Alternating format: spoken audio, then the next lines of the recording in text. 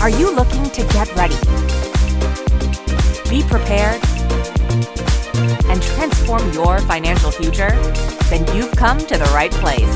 This is the Get Ready Money podcast with Tony Stewart, where Tony has insightful conversations with financial experts who are changing the way we think about money. Catch up on the latest financial trends and hear practical advice from Tony and his expert guests so you can build healthy habits that work. Be empowered with tips for implementing small changes that can have a big impact on your financial future. So sit back and get ready to hear from today's guest. Welcome to the Get Ready Money podcast, changing the way we think about money. I'm pleased to be joined today by Sumedha Rai. Sumedha is an AI strategist, thought leader, and data scientist. In this episode, we'll be discussing Sumedha's insights on how we can change the way we think about AI and financial fraud protection. Sumedha, welcome to the Get Ready Money podcast. Thanks for joining us today. Thank you for having me on the show, Tony. It's a pleasure to be here. Yeah, well, I'm excited for the conversation. I think AI is sort of something people may be talking about today, so probably a good topic to get into. So, let's start out, with a little bit about yourself. What is your origin story? Okay, so I'll tell you a little bit about where I'm currently at, and then I'll talk about where all this came from. So presently, I'm an AI researcher and machine learning scientist. I'm based in NYC. I have over a decade of experience in transforming complex concepts into somewhat practical, ethical, and high-impact solutions. And I've done this for industries such as FinTech, healthcare, data policy, SaaS, and a number of other industries. But FinTech and healthcare are where my expertise is like the best. I like to explore AI through a lot of lenses, and currently I'm working with a micro investments firm, finance, and I'm responsible for all the fraud detection efforts that use artificial intelligence and machine learning. And I'm also leading all the projects that have anything to do with natural language processing. Now, NLP is something that I think a lot of people now understand. It's like the concept, the AI concept that powers large language models like ChatGPT. And I think people know about it more than they knew about it like 5 years ago. In my work, what I'm really trying to do is to combine the academic research with the industry problems so that I can be that bridge that marries the two of these together and gets the best of both worlds. I love writing about data science and AI. I'm grateful that my work has been published in a number of nice journals and conferences, and I recently published 2 book chapters as well related to topics around AI. I absolutely love having conversations about this technology, so I try to frequently present my work at AI conferences. And that's another reason why I'm very excited to be on the show with you to talk more about it. In terms of the origin story, it's a little more interesting. I actually started with my first master's in finance, and I was a part of a private equity fund for some time. And every time I was talking to a company, I remember asking them a lot of questions about their tech. And someone took me aside one time and they were like, we're not really interested in the model that powers their solutions, like ask more about the top line and the bottom line and stuff like that. Like what are the multipliers and stuff. And although that stuff was really interesting, I just really wanted to know what's the algorithm that is being powered, that is powering all their solutions. So after a couple of years, I decided I'm just going to do it. Like I had a bit of a background in computer science, and I said, data science seems like a perfect fit right now. I love doing statistical concepts and modeling, and here's a lot of data that is now becoming the new oil. So I pivoted, like it was a hard pivot from sort of like a financial advisory role to a developer role. And I remained in finance and fintech. I worked with a number of small companies, then a central bank in their data science research department. And I realized, okay, I'm never going to look back. And so I just kept building on top of it. I went for a formal program to NYU to study artificial intelligence while working on the side with some other companies, a hedge fund, a fintech firm. And that's how I stepped into my new role. I'm currently now in product, and it's a fintech company which has a product for its consumers. And what I really love about this role is that there were certain things that I had studied 10 years ago or like 5 years ago, and stuff like transformers that was a paper back then is now a product that I get to apply. I get to make a model around bird using bird, and that's really fascinating for me. So yeah. Well, that's awesome. That's quite the origin story. And I love the blend of things that you're bringing together because I think sometimes that doesn't happen. Is like you were mentioning, it's in a silo rather than applying different fields. So let's just for the audience, because everybody's talking about AI, but I'm not sure everybody always knows what it is. Could you give us like a definition of AI? Yeah, of course. So artificial intelligence is really a technique for us to show how a machine can mimic our behavior or our decision-making skills. So essentially what we're doing is we're trying to tell a machine that we make decisions, we make inferences, and we want you to somehow mimic this behavior if we give you a lot of data. Now, this data is important because when we look at a problem, we are analyzing a bunch of things at the same time. So, I know a question that comes up for everybody. We hear the word AI, and I'm not sure everybody knows what AI is. Would you mind defining AI for us? Oh, for sure. That's a great place to start. I think artificial intelligence, in a simple set of words, is just tools or techniques that are being used to mimic or simulate human intelligence. Um, when we as humans try to make a decision, we have a lot of things that we take into account. We might not realize it, but we're consuming a lot of data and coming to a decision. And once that decision is made, there are certain step of actions that we do next based on that decision. So this like power of making an inference and then deciding what to do next is what we're trying to teach a machine to do. Now, this is basically just artificial intelligence. It's simulating your human decision making, and you're doing that by like behind the scenes making the machine understand a set of patterns that you're able to pick up, making the machine understand a set of like language rules that you already have mastered, solving problems that are coming from the logical part of your brain. So all of these things you're trying to tell a machine, you find ways to do it. Now, what are some of the ways that a machine can actually do that? First of all, it needs to be able to see all of this data that you have taken into account to take to make a decision. So this is where, like, a lot of people say data is the new oil. It's because when it comes to artificial intelligence, we need to train a machine to make a decision. A lot of people have this analogy of, oh, you have to show a picture to a baby n number of times for it to be able to recognize and then also differentiate between, say, an apple and an orange.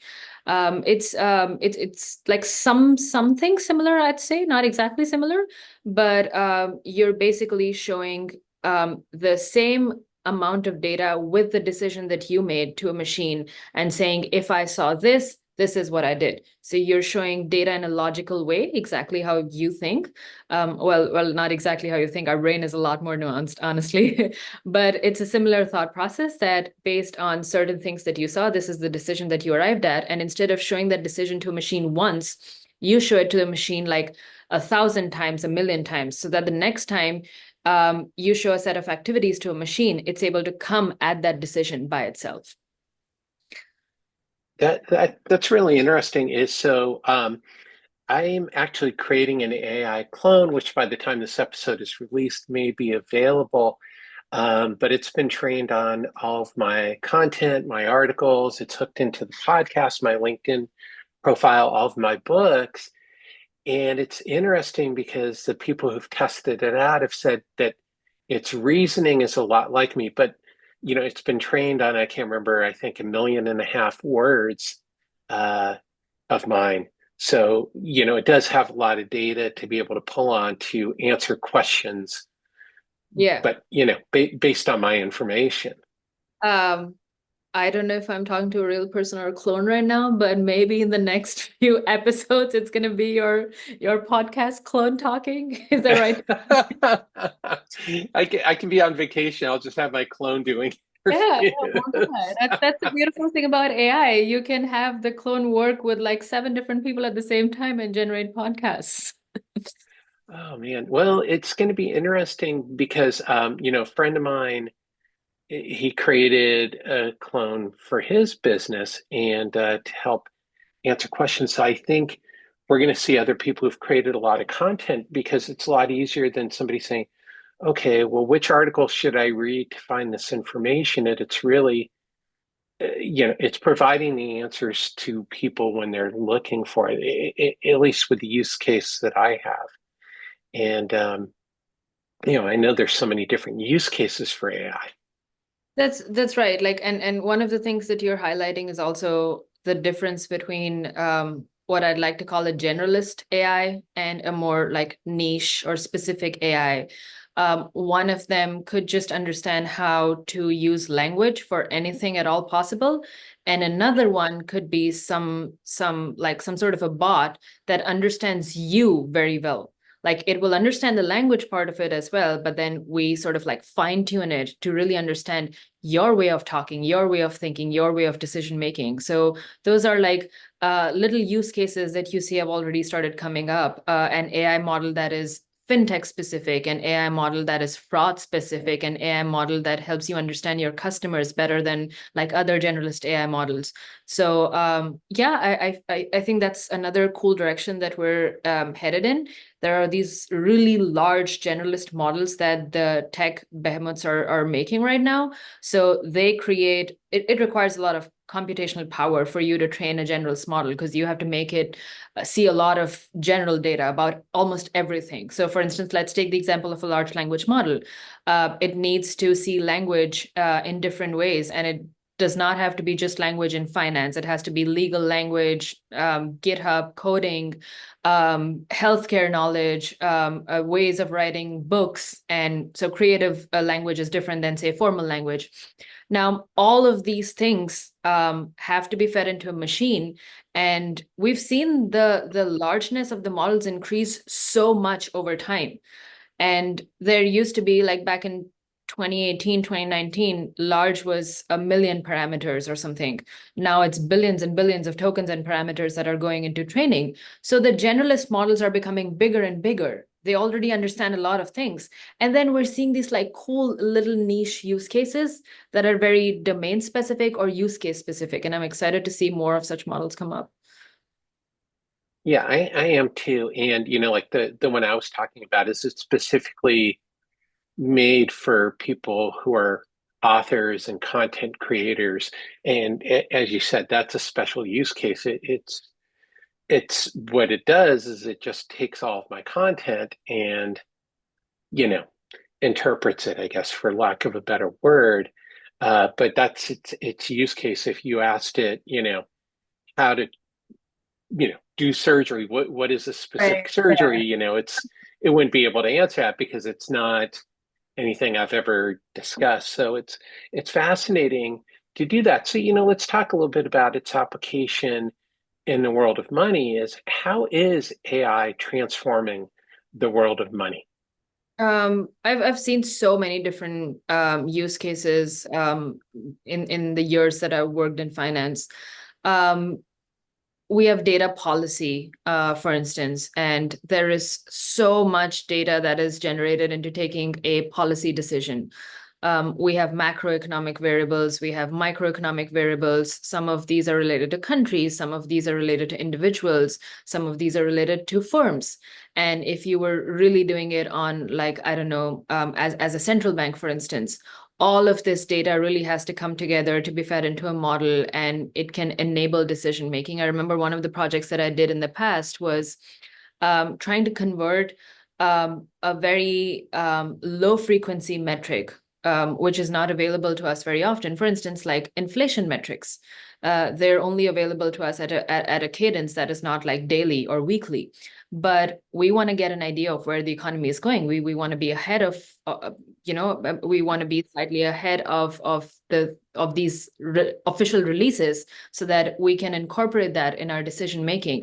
Unemployment metrics, we want to be able to see what to do next, even if the value is not available to us because the values are coming from, say, survey results or something. So machine learning is able to create predictive models that help you create these metrics almost daily. I worked with a hedge fund once that was using nowcasting, we called it, instead of calling it forecasting, because it was doing it on a daily level, creating these metrics on a daily level. And then they were using these macroeconomic metrics to really drive their decisions about where to invest, like what the economy is going to look like. And it's a cool use case. I liked seeing how economics and finance were coming together with data science and machine learning to be able to create something cool that's useful for the hedge funds. Fraud detection, as I've mentioned before, it's actually one of my areas of expertise. I have enjoyed the fact, honestly, that we have reached a point where this is not an easy problem to solve at all. Like, we have fraudsters on one side that are taking advantage of the same technology that is being used to solve the problems. So it's a field that is constantly changing, and we constantly need to uncover new patterns, but the machines help us to do it faster, almost in real time. So fraud as a concept, as you understand, can mean dollar losses for the company. It can mean trust issues for the customers. It can mean dollar losses for the customers as well. So we don't have a lot of time to actually think about fraud and then take care of it in a couple of days. The decisions and the actions have to be done very quickly. And where AI really helps us is that our computational power has increased so much that we can get results in real time. Like, the transaction happens, we see, does it look risky? Was it risky? We do a bunch of things in the next couple of minutes, and we arrive at a decision saying, I don't know, maybe we're not supposed to let this transaction go ahead. Maybe it looks fraudulent. And there are a couple of signals that we pick up, and we either ask the customer, or we block that transaction, or we suspend the account or something like that. But all of this happens in a very short frame of time, which is getting better for us now because we have the ability to do it. So I'm excited that over time, some of these things can even be automated. Like, there is a wall where you try to do fraudulent activities, and you can go beyond it. Of course, as I mentioned before, we're using the same tech that the fraudsters can also use. So it's a complicated and ever-evolving problem. Another area that I personally really like, that a lot of people I think might not be using it, is for microfinance. So on an individual level, I think there are a lot of cool tools that have come up that are using machine learning or AI behind the scenes, or just like data science, like data analysis for you. And you should take advantage of it. For instance, like if you're stepping into the world of money, if you're trying to take better control of your wealth, look for a budgeting app. Really see what time your money comes in, what time it goes out, in what directions is it going out. Try to put some rules for yourself, and apps enable you to do that. Try to build an optimization, almost like an optimization algorithm, I'd say, but it's not really an algorithm. A budgeting section for you to say, if this much amount of money comes in, I want to be able to save 20% or 30% of it. And this is how I'm going to be spending money in the next 1 month, 2 months. Tell me what should be some good actions that I should take to get there. And there are apps that enable you to do that. So yeah, these are some of the things that I've tried myself, and I'm also excited about. Well, cool. Well, a couple times you've mentioned the word algorithm. Would you mind defining what an algorithm is?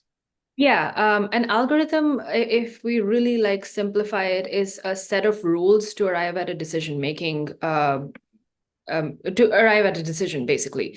So sometimes the algorithms could involve a set of mathematical, statistical rules that maybe the user does not need to see, and they're being run behind the scenes, but they're a structure or an architecture of rules or requirements or some of the inputs that a user might have given. So for instance, when I said optimization, it could be that my constraint is that I can only spend $1,000 per month. I cannot go beyond that. So we'll put that as a rule inside this algorithm. So it's a hidden, it may or may not be hidden, depending upon whether you're the developer or the user, but it's a set of rules and structures that are governing your decision that comes out at the end when you feed it a bunch of like inputs.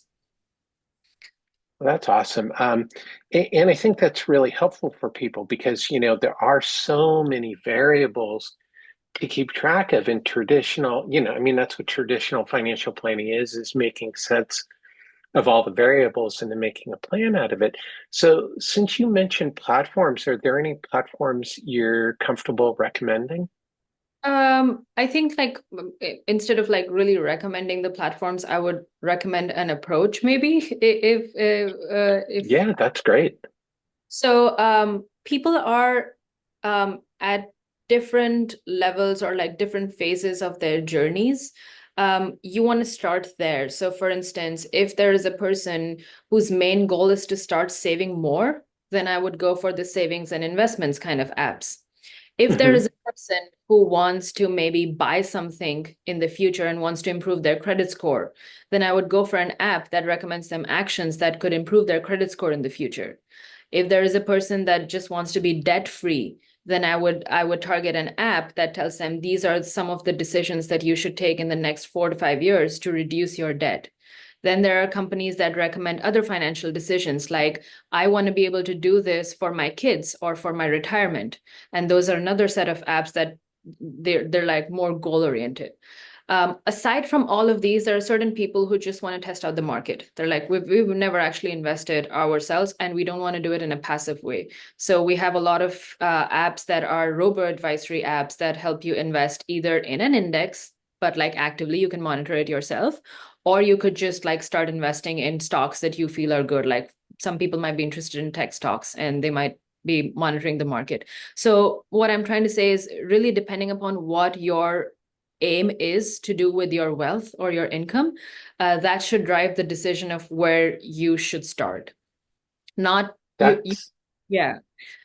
You don't have to jump into investing, active investing tomorrow. Your goal could be very different in the short term. that's awesome. And I love that advice because I think it all depends upon what your goals are, what you're trying to achieve. One question is you mentioned the word robo-advisor, which actually I don't even know exactly what a robo-advisor is. What is a robo-advisor? Okay, that's cool. Different ways to interpret it. A robo-advisor basically means there is an algorithm or a model running behind the scenes that is helping you with some decision making. Now, a robo-advisor could do a number of things. So for instance, I could say, I could use a robo-advisor and I would tell the robo-advisor, I'm only comfortable taking a moderate amount of risk and I will give you $1,000 every month. Now, help me spread this across different types of stocks and bonds. So a robo advisor is going to take the $1,000, it's going to spread it across a portfolio that has a moderate amount of risk, with the intention that I might make like 5% annual returns. So that's one of the things that a robo advisor could do. I could ask a robo advisor to just say, I want you to recommend the top 3 growth stocks that are coming up every month and show them to me and show their returns for the next 1 month or something. And I'm going to pick one out of those. So that's another thing that a robo advisor could do. So a robo advisor is basically you give it a set of instructions based on the risk and the reward that you want maybe, and it's going to surface a set of outcomes for you, and you can use that to make a decision. So it's an extra little AI bot that helps you in your decision making when it comes to money. That is awesome. I mean that's helpful for me because I have an account with Schwab and I know they're talking about their robo-advisor component. I'm sure, a lot of people watching and listening to the show are going, okay, I've heard about robo-advisors. I'm using a robo-advisor. And I don't really understand that. So I really appreciate the definition because I think, what this is showing is that if you understand what your goals are and what your aims are, is that all these tools, whether it's robo advisor or AI, is that they can help you achieve your goals because you can give them the direction to do so. So Yeah, that's really cool. I would like just go one step further and try to discover these for myself. Like for instance, I know that robo-advisors can be used in place of a financial advisor. So for instance, if I had a financial advisor, that's great. But there are certain, people who are not ready to commit to that much amount of money or don't want that much interaction. I mean, I would just go online and be like, I'm looking for a financial planner. Give me an AI solution for it. Just a simple question like that. And it's going to come up with a few different things. And once you do your research, you're going to realize maybe you could cut down on the cost and get it at a fraction of the cost. Of course, like there are trade-offs with a financial advisor. You're going like with a real life person, you're going to have more communication. That might not be the case. There might be more flexibility to a certain extent, like change my portfolio right away, or I'm not feeling comfortable with it. Can you pull these things out? It might be less so with a robo-advisor because there might be regulations of like pulling out money or putting it in. But you're also doing this trade-off where the cost is going to be a lot less. So if the way I advise people about this is that if you're not comfortable spending a lot of money yourself and you're looking for some help, but at the same time, you're also not comfortable paying a lot of money for the help, maybe look at this as somewhere in the middle kind of a solution. So try to experiment with some money, see what like decisions are being driven by a robo advisor, and see if it meets your needs. If it does, you can continue to use it. Or it can be something that you don't want to use it anymore, but then that'll give you a feel of things. Like this is how I'm interacting with technology. Am I feeling comfortable about it? Not so much. Maybe I need a real life person. Oh, I feel very comfortable about it. This is so easy. I should have done this like 2 years ago. And then you choose to go in that direction. But my main point that I'm trying to do is that in this age of AI, be a little more experimental with things. Go out there, research more, try some things, maybe on a low risk platform, but be a little more experimental. Yeah, so I have a lot of watchers and listeners who are in financial services, financial advisors, and so I think as part of this is that AI can be a tool to help you manage your clients and some of the things that you do to free up your time. It sounds like, that a big part of where you see a financial planner is in the actual communication and sort of from a bigger picture standpoint, where a robo advisor is working on certain aspects of the financial plan. I mean, where do you see a human financial planner adding value to the process? Right. I think there are certain aspects of creativity that really cannot come out of automation. Um, there is a bespoke solution for you when you're talking with a person. They understand your goals, your needs, your sense of like how much risk would you be comfortable with. With a robo advisor, you might have to quantify these things, but with a financial planner, you might be able to just get a feel of things and they might be able to recommend certain things for you. So sometimes just being able to put down exact values of these, like, this is my sense of risk and this is how much I'm willing to take. I'm okay with this much, but not that much. There is a two-way communication that helps us resolve these things. So with a financial planner, there is a sense of comfort that comes over time, and you feel confident because you're like, okay, I have a person who will take care of things, who understands what I'm feeling. I can contact this person anytime. And so I feel like for a lot of people, this communication, this sense of comfort is very important. Like they want a real life person managing their money, because traditionally we feel more comfortable if somebody else is handling our money. Like it's in, we say you're in good hands. There's a sense of comfort in there. I feel like if you are starting your journey with financial planners and you've never done it before and you can afford it, you should actually you should go through that experience, only because, the learning is both ways. There are certain recommendations that the person's going to make, and there are certain learnings that you're going to get out of it. Maybe that's going to help you make your own decisions in the future as well.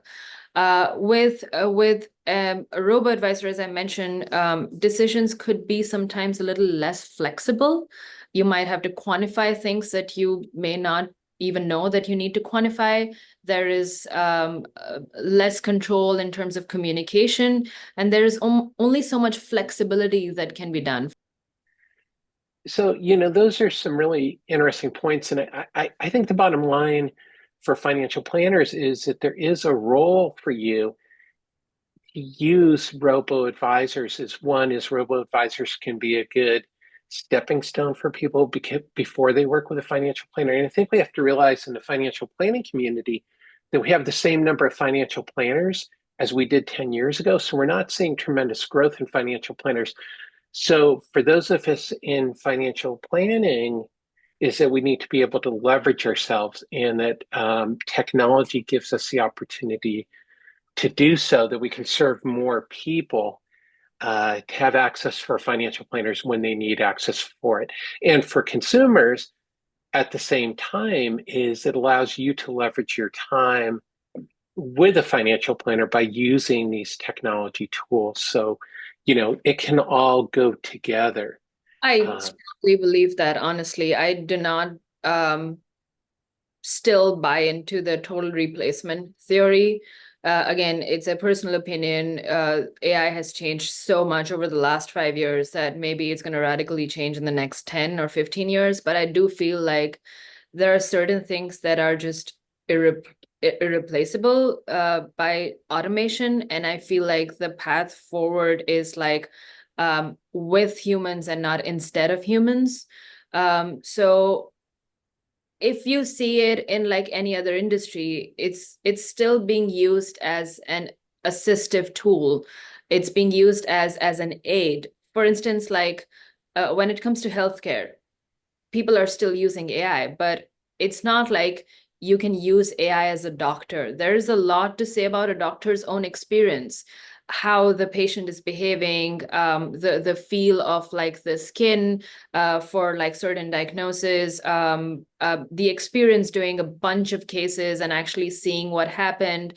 All of these things are not like within one machine right now. So if you were to look at things that you had done in the past and arrive at like some sort of evidence for a conclusion that you're trying to draw, it's great. It helps you access a lot of different things in a fraction of a second. But that is not to say that your total dependency becomes on this machine. And that should be true across any industry. I don't believe that if you're giving out a loan to someone, or if you're deciding the credit rating for someone, a machine should be absolutely able to come up with an answer for you. Also, because I think the data that we've been training on has bias in it. Like there were certain biases, and we're trying to move towards a society that's more equal because we're like, oh, automation cannot go wrong, but we're failing to understand that the data that it has been fed on is actually biased data. There were cognitive biases in it. So I feel like it should be a combination of the two. The machine gives you certain tools, and you use those tools to empower yourself to make a better decision instead of an either-or situation. I love that. I love that. And I think that's a big conversation and concern that people are having, is like, oh my, AI is going to replace everything. But as you're saying, and I know how I've personally used AI, is that it's sort of an extension. And, it's a great tool. Maybe someday, I mean, obviously AI is going to continue to improve and to be able to do more things. But I think that's what's going to distinguish humans, is just our communication abilities and everything else. And maybe someday AI will be able to do that, or maybe not. I mean, it's hard to know which direction these things are going to go. So, before we wrap up real quickly, you mentioned financial fraud. Can you tell us real quickly, how can AI start to address fraud and be helpful for consumers? Right. I think when it comes to financial frauds, we're dealing with a lot of data at the same time, and that's one of the benefits of having a machine draw the conclusions. There are at times hidden patterns that we don't see. There are at times that there are outliers within a set of good consumers, and since we as humans are trying to consume a lot of data, we might miss it. But an AI machine learning model is actually not going to miss an outlier. It's going to pick up this anomaly and it's going to flag it for your review. So when it comes to scaling these solutions, like, a company is expanding, instead of having 1 million customers, it's reaching a point where there are 10 million customers transacting with the company. Now you need to be able to protect all your customers at the same time, which means you need to be able to monitor their activities at the same time.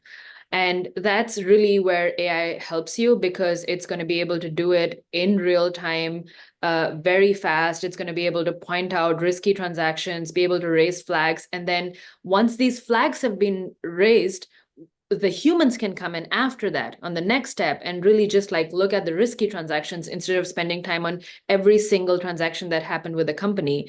And there are a lot of like good consumers out there. The AI is able to flag them as good consumers, and then you spend your time really trying to understand what are the next steps that we can do if we see a risky transaction. So fraud detection becomes very strong with access to such like machine learning models.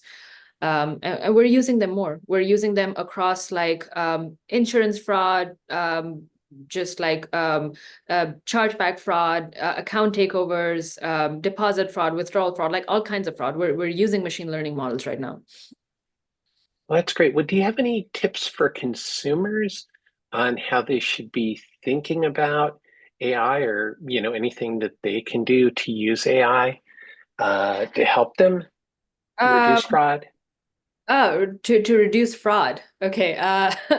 Slightly Yeah, controversial. I don't know if there's anything, from a consumer side, but, I'm just thinking, how they can be thinking about it so that they're not worried about it, but seeing this as a benefit. Yeah. I was gonna say, like, again, like this might be a slightly controversial opinion, but I feel like there are times when I feel like I should give my data, share my data, and everybody should absolutely be responsible of feeling comfortable, about like sharing whatever data it is that they want to share. But decisions such as like fraudulent, risky behavior is really based on what you have been doing normally. So when something goes off the path of what you normally do, that is when a fraud, like a risky flag, is raised on your account. So if you feel comfortable enough to be able to share your activities with a provider that you trust, um, I think it's okay to part with a certain amount of data if it's enabling a positive solution. Of course, like the the tricky part over there is you don't know where all this data is going to be used. But it does not have to be all the data. It can be part of the data that is being enabled with AI solutions related to transactions. So for instance, when I try to share my data with my bank, I choose to share some like good bank details, my activities. I opt in for SMS, I opt in for email notifications, all of these things, because I want to make sure that I'm approachable. They have my account details. I want to be able to tell them that if things go, I don't know, if there's a withdrawal from not from my ATM, but there's a withdrawal from 100 miles from my current location. So I share my address. There's a withdrawal from like 100 miles from my location. Please flag it and tell me about it. So I think like over time, maybe the idea of sharing data might be something that consumers can think about, like how comfortable you are with sharing it with, again, a trusted provider. That's something to think about, I feel. Yeah, well, no, I love that tip. And so, I think you hit on some things that I think, people are curious about, because I know with my bank, there are certain questions like, do you want to be notified of this or that, like you said, and I know I've gotten a text on one of my credit cards, like, you filled up gasoline 500 miles from your other credit card transaction. Which one is legitimate? And I think that kind of stuff can be incredibly helpful because, like you said much earlier in the show, is that fraudsters are quickly learning as well how to use AI.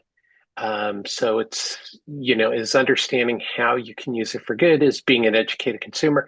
But as you said, is developing that level of comfort, because if you're not comfortable with it, then you shouldn't be doing it. But if you are comfortable, it can be beneficial. I feel like, in all honesty, I only got comfortable after I started working in fintech companies. Before that, there are so many little places where they ask you for permissions, and I'd just be like, no, decline, deny. I can't do it. But over time, I got more comfortable with the idea, especially after I saw how people were trying to use this data to arrive at a conclusion to protect you, to protect your accounts. So I started doing this recently. Of course, like people should take their own time, but slowly data is going to become a source of truth and power for people. So we want to be able to make decisions about it. Our data, how do we consume other people's data? How do we actually protect this data? There are so many new companies that are coming up that talk about data security, and I absolutely love that, actually. So, if you're a curious investor, if you're an educated consumer, as you said, go in there and look how the company is protecting your data, and then maybe you'll feel more comfortable about it if you see that there are enough protections in place. Yeah, and that's exactly it. That's a balancing act, and we're all going to learn as we go through it. Unfortunately, there's no way except to go through it to learn some of these That's things. very true. Yeah, that's where we're at. The only way to reach the other end is to just go through it. So that's what we have to do. Yeah, not much choice. So to wrap up, what is your number one tip on changing the way we think about AI and money? Um, I think what I'd like to say, first of all, is that this is a technology that's not really going anywhere. So being scared of it is not going to help. If you're scared about it, ask yourself where that fear is coming from and question everything around you. Go and talk to experts, go and talk to an AI practitioner, ask them questions till you get comfortable with the idea, because we're moving forward with this technology. We moved forward with mobile devices. We had to switch to digital because everything just became digital. So over time, you have to get comfortable when a change happens, and it's creative destruction, as we call it. So there is one technology that was comfortable for us, and now it's being replaced by the other technology. So get comfortable with the idea of AI. The second thing that I want to say is there are certain things that should be automated. Do you have tasks in your life that are very repetitive in nature? Is the nature of your job repetitive? Would you like a machine to do this at a fraction of a cost and decrease the margin of error so that you open up more time for like more creative thinking, for other decisions, just to spend more time with family? So there are certain set of tasks that will get automated in the future. See if those things can be leveraged by you, or really ask yourself, are you in a position where your job might get automated? So my point is, like, when it comes to money decisions, again, like there are certain profiles that are going to get automated in nature, and use AI as a tool to upskill yourself already, because in the future, if you're a person who's working at this like nice area between AI and money, your skills are going to be required. Like, we're going to need people who understand AI and not people who are getting replaced by AI. So if you're in a position where you feel your job could be automated, go ahead and try to upskill yourself and feel more comfortable with the technology. With the money aspect of things, as I mentioned before, get more experimental with it. Go online, see what decisions you take pertaining to money, and see if there's a solution online that can help you make it better or do it faster. That's awesome. That's great advice. And for consumers, I think the advice there is very clear. And as we've talked about, for members of the financial services community, is just to think about how AI can help you, create a better relationship for your clients, and to leverage your time so you can maybe even serve more clients, or to increase to better your client's experience. So, Sumedha, where can people find out more about you? Where do you hang out online anywhere, or do you have a newsletter or anything? You can reach me on LinkedIn. I think that's the best place to reach me. I also have a website. If you Google me, and there is a little message box. I love having conversations about AI, as I mentioned. So please, if you're listening to this and you want to have a conversation, or you just want to talk to a person who's working in AI, developing solutions, reach out to me. I'd love to have a conversation with you. Fantastic. And for everybody watching and listening, as always, there will be links to Sumedha's LinkedIn profile and website in the show notes. So you can just go there and get in touch with her. So Sumedha, thanks again for joining us today on the Get Ready Money podcast. Of course, it was a pleasure, and I loved our conversation, Tony. You asked some really cool questions, and I loved answering them. Well, that's awesome. Well, I really appreciate your insights, and I learned a lot today, and I hope everybody watching and listening also learned. And thank you, everyone, as always, for tuning in to this episode of the Get Ready Money podcast. If you learned something today to change the way you think about money, please be sure to subscribe and to tell a friend. Until next time, let's change the way we think about money.